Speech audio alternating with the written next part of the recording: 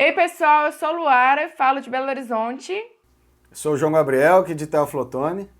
e hoje a gente vai falar da situação do Brasil em relação aos agrotóxicos e prováveis impactos econômicos. Afinal, quanto de agrotóxico que a gente ingere, o quanto que isso vai chegar à saúde pública e, em geral, como que está o Brasil no ranking mundial em relação aos agrotóxicos? Afinal, a gente precisa mesmo de tanto agrotóxico? Roda a vinheta!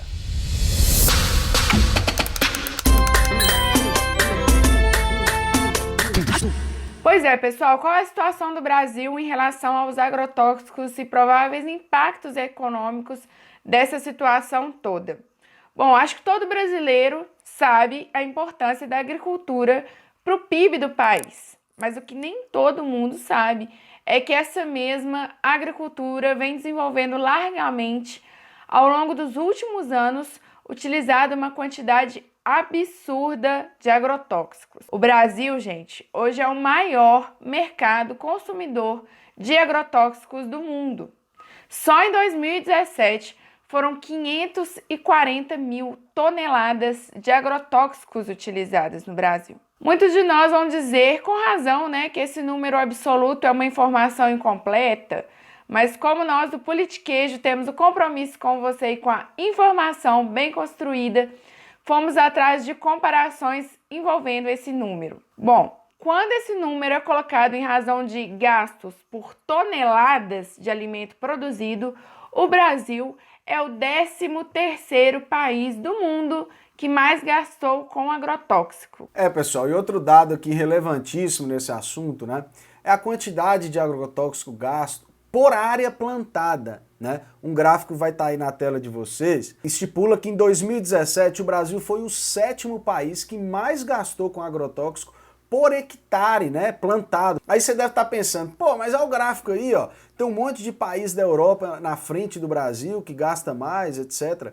Bom, pessoal, mas a gente não pode ser tão simplista assim. No Brasil, primeiro, as taxas de agrotóxicos são muito maiores e a qualidade, né, o tipo de agrotóxico que é permitido no Brasil, muitas vezes são proibidos na Europa, né? Pelos danos que causam à saúde humana. Talvez o caso mais emblemático seja o da água. Entre 2014 e 2017, foi feita uma pesquisa nas cidades brasileiras que aponta que 1 a cada 4 cidades, ou seja, 25% das cidades brasileiras tem presença de uma mistura diferente de agrotóxico na água distribuída à população, a todo mundo, Laura. Pois é, no Brasil, os estados com maior número de cidades em que foram encontrados o mesmo tipo de agrotóxico na água são São Paulo, Santa Catarina, Minas Gerais, Paraná, Mato Grosso e Rio Grande do Sul. Inclusive, pessoal, tem um mapa interativo no qual você pode buscar a sua cidade e ver se foram encontrados agrotóxicos na água da cidade.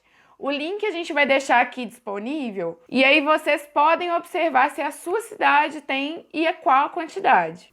Pois é, Luara, eu acessei esse site, infelizmente, aqui de Teoflotone, o site não conseguiu dados suficientes para aferir se há ou não, né, a presença de agrotóxicos na nossa água. Aí em BH, você tem notícia? Eu olhei, João, em BH foi encontrado o agrotóxico que se chama Alaclor. Está presente na água da cidade de Belo Horizonte, a água que a gente bebe. E esse agrotóxico está associado a doenças crônicas como câncer, defeitos congênitos e distúrbios endócrinos. O agrotóxico foi encontrado 2 vezes de 14 detecções que foram feitas. Eu tô falando apenas de água, né, gente? Não entrei nem na seara alimentos. Além disso, uma análise mais aprofundada, a gente observou que diversos produtos que são permitidos aqui, lá na Europa, são proibidos pela União Europeia. Ou seja, no ranking que você citou aí, João, o Brasil, apesar de estar em uma outra posição, tem uma diversidade de agrotóxicos e ainda tem um alto nível tóxico dos agrotóxicos que a gente tem aqui. Ou seja, a gente está exposto a agrotóxicos muito mais fortes. O caso mais famoso que ganhou destaque mundial é o glifosato. Recentemente, um júri popular nos Estados Unidos condenou a Monsanto a pagar 2 bilhões de dólares a um casal que durante 30 anos fez uso de seus produtos e ambos desenvolveram câncer comprovadamente associado à exposição a glifosato. Lá nos Estados Unidos, a utilização do glifosato é parcialmente permitida, apesar das mais de 10 mil ações movidas no país contra empresas que comercializam produtos contendo agrotóxico. Agora adivinhe, como desgraça pouca é bobagem, né, João? Aqui no Brasil, o glifosato é o quê? Liberado. Acertou, miserável. E para surpresa de um total de 0 pessoas, o atual governo já acumula recordes mortais nesse sentido. Luara, e não tá fácil mesmo, né? Só de janeiro a maio deste ano de 2019, as aprovações de agrotóxicos já superam as aprovações anuais, o ano inteiro, de 2010, 2011, 2012, 2013, 14 e 15. Realmente é chocante, né? E quer ficar mais impressionado ainda? De tudo que o governo já liberou agora, 48%, ou seja, quase metade, são agrotóxicos altamente tóxicos, assim, mas muito grave mesmo. E isso tudo vai para a água, para a comida, para o nosso dia a dia, para o nosso consumo humano, né? E desse número, pessoal, 26% desses agrotóxicos são banidos da União Europeia. A União Europeia não usa. Tamanho impacto, tamanho dano que pode causar. E aí, por falar em impacto, onde que isso vai impactar afinal, pessoal? Na nossa economia. Ah, mas como? Como? Bom, vocês já sabem que, como eu falei aqui, a União Europeia já veda e já tem banido uma série de alimentos que usam esses agrotóxicos, né? E aí não custa lembrar que a União Europeia tem um controle muito mais rígido que o do Brasil e considera muitos agrotóxicos nocivos que a gente aqui infelizmente não considera. A notícia recente, né, um presidente de uma rede de supermercado da Suécia disse o seguinte, aspas, não podemos, em sã consciência, continuar a oferecer alimentos do Brasil a nossos consumidores. No momento em que tanto a quantidade quanto o ritmo de aprovação dos novos agrotóxicos aumenta drasticamente no país. Decidimos, portanto, retirar os produtos de nossas prateleiras. E ele ainda continua, olha, não temos carne brasileira em nossas lojas e certamente não iremos comprar. Bom, pessoal, além disso, ele diz que Bolsonaro é um maníaco e que deve ser parado. Não tá fácil. Olha o que esse governo está fazendo com a nossa imagem lá fora, né? Atualmente só saímos em veículos super respeitados como o Guardian por motivos péssimos. E pensar, né, João, que Celso Amorim já foi considerado o diplomata mais importante do mundo e isso afeta diretamente no bolso de todos nós. Vocês já imaginaram um boicote em larga escala? Há poucos dias a exportação de carne para a China foi suspensa, embora os motivos alegados não pareçam ter a ver diretamente com o agrotóxico. Mas como não poderia ser diferente, nós aqui do Politiquejo estamos preocupados e temos alternativas propositivas. Por isso mesmo, vamos falar agora de agricultura familiar. Bom, pessoal, como a Luara disse, a gente está aqui para trazer alternativas, né? E nada melhor nesse assunto do que falar de agricultura familiar. Sabemos que os representantes do agronegócio, eles priorizam esse uso indiscriminado, né? Com o argumento de que só assim é possível produzir em larga escala. Tanto é que a gente vê aí o lobby, né, da bancada ruralista aí no Congresso. É bem verdade que em 2017 o agronegócio teve uma safra recorde, né? Com 246 milhões de toneladas, que foi a grande responsável pelo aumento aí do PIB brasileiro. No entanto, a maior parte dessa produção ela é voltada para a exportação. Por exemplo, a soja, né, que teve 78% da sua produção exportada para a China em 2017. Outro dado importante é que boa parte dessa produção se destina a produzir ração para gado, né, para boi, em vez de alimentar pessoas. E é nesse cenário que a agricultura familiar surge como uma alternativa importantíssima ao agronegócio. Você sabia, por exemplo, que 70% dos alimentos consumidos no Brasil são provenientes da agricultura familiar? Que além disso, ela também é responsável por 38% da produção agropecuária brasileira? É muita coisa, gente. Também a agricultura familiar é responsável por 77% dos empregados no setor e isso tudo conforme o relatório de perspectivas da agricultura e do desenvolvimento rural nas Américas de 2014, sendo que esse mesmo relatório estipulou que são quase 4 milhões e 500 mil agricultores familiares no Brasil. Pois é, gente. Então, assim, a agricultura familiar ocupa uma grande parte do abastecimento alimentar do país. Apesar disso, ela não conta com um respeito ou uma prioridade nas políticas públicas. Tanto assim que o governo federal, em 2017, anunciou que até 2020 seriam liberados apenas 30 bilhões de reais de crédito aos produtores da agricultura familiar. Ao passo que os médios e grandes produtores ficariam com a bagatela de 190 bilhões de reais. Sem contar também, né, pessoal, que depois do golpe de 16, o Ministério do Desenvolvimento Agrário, do nosso glorioso deputado aí, que foi ministro, Patrus Ananias, aqui de Minas Gerais, que era voltado para a agricultura familiar, foi extinto e a matéria foi alocada numa secretaria secundária dentro da Casa Civil, enquanto o Ministério da Agricultura passou a ser comandado por representantes ali da banca ruralista, né, Laura? Não, João, e assim, bom você citar isso, porque a nível estadual aconteceu a mesma coisa.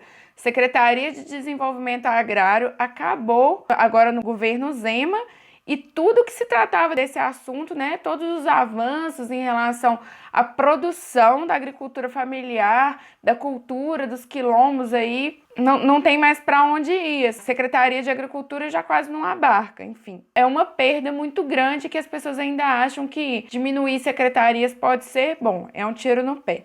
Mas voltando aqui ao assunto também, não resta dúvidas que a agricultura familiar tem muita relevância na economia, porque uma vez que gera muitos empregos no setor e mais do que isso, contribui diretamente para a diminuição de êxodo rural. Ou seja, a gente consegue também manter ali o homem no campo, desafogar as grandes cidades, que é importantíssimo no Brasil na atualidade. Outra coisa importante é que a agricultura familiar ela vai ao encontro daquilo que preconiza o Guia Alimentar para a População Brasileira, de autoria do próprio Ministério da Saúde, que diz que a alimentação adequada e saudável deriva de sistema alimentar socialmente e ambientalmente sustentável. Então, gente, a agricultura familiar é imprescindível. Exatamente, Laura. Além disso, a gente pode falar de uma distribuição mais equânime da terra, né? Nós que somos um país aí de capitanias hereditárias, de sesmarias, etc. E a agricultura familiar ela é desenvolvida em propriedades de pequeno porte, né? E no caso de utilizar defensivos agrícolas, elas o fazem num patamar muito inferior ao que faz o pessoal do agronegócio, né? No caso da produção de orgânicos e agroecológicos, nem se utiliza nenhum defensivo agrícola. Além disso, a agricultura familiar, além de ser explorada em pequenas porções de terra, ela prioriza a policultura, quer dizer, ela cultiva vários tipos de alimento ao longo do ano, respeitando os alimentos mais propícios de cada estação, ao contrário do que acontece com o agronegócio, né? Que desmata grandes porções de terra por tempo indeterminado e fica ali na monocultura. Além disso, prejudicar a fauna e flora do local, promove o empobrecimento do solo e as inversões climáticas. Afinal de contas, você está colocando uma cultura que não era típica do local ali, né? Apesar de tudo isso, a agricultura familiar ela ocupa apenas 20% das terras agricultáveis no Brasil. E isso, em última análise, significa que há muita terra na mão de pouca gente. Alô, reforma agrária! E essa pouca gente, a meia dúzia de famílias que explora todo o solo por monocultura, ou mais conhecidos como latifundiários, estão mais preocupados com o aumento dos seus lucros do que com a segurança alimentar da população, e muito menos com a preservação dos nossos recursos naturais e solos e outras coisas. Diferentemente do que aquela grande emissora quer nos fazer acreditar, o agro não é pop. Luara, de fato o agro não é pop, né? Mas você tem alguma recomendação aí pro pessoal de casa que queira aprofundar nessa temática? Tenho sim, João. Eu até trouxe aqui 2 livros que são importantíssimos, fáceis de ler e eu indico para todo mundo. O primeiro é esse aqui, O MST e a Constituição, um sujeito histórico na luta pela reforma agrária no Brasil, da Delze dos Santos Laureano, procuradora do município aqui de Belo Horizonte. E isso aqui é a tese de mestrado dela sobre o MST. E esse outro livro aqui, super fácil, que é a História da Luta pela Terra e o MST, um livro de fácil acesso para qualquer idade, mas que conta aqui a história da luta pela terra, desde as sesmarias no Brasil, as oligarquias, e até hoje como que se dá essa coisa toda. Indico esses 2 livros para quem quiser de fácil acesso. Bom, maravilha, Luara. Obrigado pelas dicas aí. Bom, pessoal, depois de um tema tão importante, tão pesado, acho que nada melhor do que aliviar, né, no final desse nosso vídeo com o nosso tradicional ObserV. Roda a vinheta aí. Gente, infelizmente, acho que nenhum brasileiro, nenhuma brasileira gostaria de estar numa situação dessa, mas nós estamos nos acostumando às bizarrices, né? Na última semana, o presidente, nas suas já tradicionais lives, né, lá no Facebook, veio com uma metodologia toda inovadora, né, que agora ele vai medir a importância de temas relevantes para a pauta nacional via enquete no Facebook. Então, esse nosso caos econômico, no desemprego, nesse número exorbitante de agrotóxicos liberados, o presidente, pessoalmente, foi à Câmara dos Deputados apresentar um projeto que vai salvar nossas vidas, né? Que são alterações no Código de Trânsito. Então, altera o limite de pontuação, chega ao ponto de isentar os pais de colocarem cadeirinha para os bebês, o que eu não sei de onde que eles tiraram a maluquice dessa. E também vai acabar com os radares móveis, né? Como o presidente disse, só quem gosta de tomar multa que vai gostar de radar móvel. Então assim, Luara, eu acho que a gente pode fazer uma enquete aqui no Politiquejo. Eu, no lugar de radar móvel na estrada, eu poderia até tirá-lo. Mas a gente pode colocar uns radares para medir outras coisas. Eu tenho algumas sugestões. A gente pode medir, por exemplo, quanto o Bolsonaro, ele próprio, está desgovernado. Nós podemos medir a velocidade com que Bolsonaro vai conseguir destruir o país. 3, eu acho que a gente pode medir também as bizarrices semanais do governo. Essas são algumas dicas de enquete. Você tem mais, Luara? Eu acho que a gente pode medir aí a vergonha internacional que a gente vem passando e a gente pode medir o tempo que a população vai demorar para se unir e para juntar, gente, fazer alguma coisa. E só para fechar esse assunto, João, fiquei pensando aqui enquanto você estava falando, sabe o que eu acho? Eu acho que é um excesso de agrotóxico na cabeça do povo para chegar nessa situação, porque é muita bizarrice, ou não é? Depois de enquete, depois de radar, depois de agrotóxico na cabeça, para mim o Politiquês de hoje já deu. É isso aí, gente. Um abraço para vocês. Se inscrevam no nosso canal, curtam os nossos vídeos e façam o trem acontecer aqui, tá bom? Um abraço. Valeu, gente. Até semana que vem. Tchau, tchau.